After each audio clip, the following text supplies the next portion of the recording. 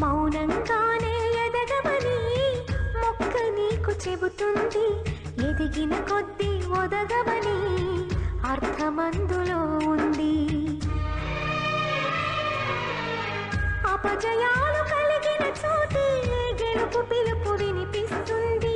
ఆకులన్నీ రాలిన చోటే కొత్త చిగురు కనిపిస్తుంది.